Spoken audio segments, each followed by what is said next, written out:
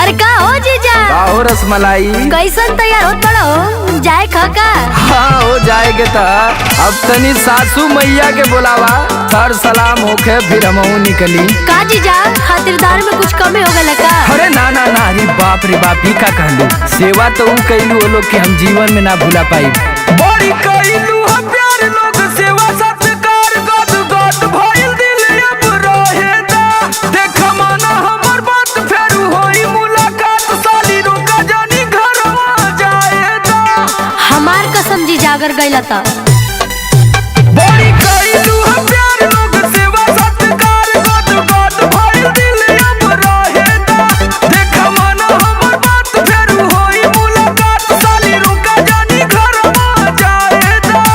ए जीजा बोला ससुरारी में ना हाँ। साली सड़ोई मिल के गा बड़े भाग से मिलेला जीजा जी भाग से मिलेला जीजा भी होई लंबी छोटी बात आहिर दे जैसन चल कमर बड़ी भाग से मिलेला जीजा जी भाग से मिलेला।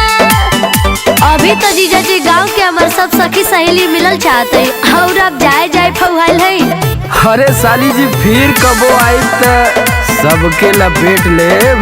तू तो हमारे बारे में जानते हो।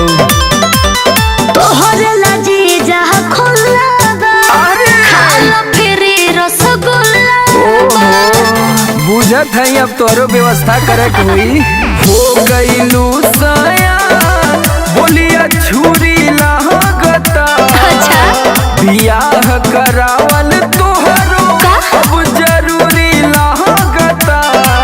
सज हट के सजावल था दस घिरो में छौकल दा आई रे बड़ी भाग से मिलेला जीजा जी भाग से मिलेला। और ससुरारी में ना तावा तोर जैसन गा बड़ी भाग से मिलेला जीजा जी भाग से मिलेला। बुझली? अरे घरवा बाबू जो है तो है और ही देखा तू आलोको भैया का फोन आवा था जाए के गावे। ए जीजा का हो? हम तो कहतन कि यही जरह जाए खेती बाड़ी यही जकरा अरे ससुररिया में किन जीजा बस जा लेके जमीन जीजा। हाँ तो बाबू लाठी लेके घरे से चली देले हुई मजाक है। बंद करी।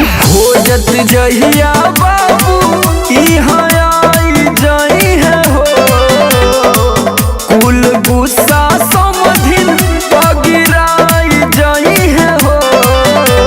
हाथ में लेकर मार हाँ। साली सड़ोई न पोछेगा बड़ी भाग से मिलेला जीजा जी भाग से मिलेला। यो। होई लंबी छोटी बात आहिर दे जैसन चल कमर बड़ी भाग से मिलेला जीजा जी बड़ी भाग से मिलेला। चला जब इतना सिफारिश करत हूँ लोग तो आज रुकी जाती। लव यू जीजा। लव यू टू साली जी।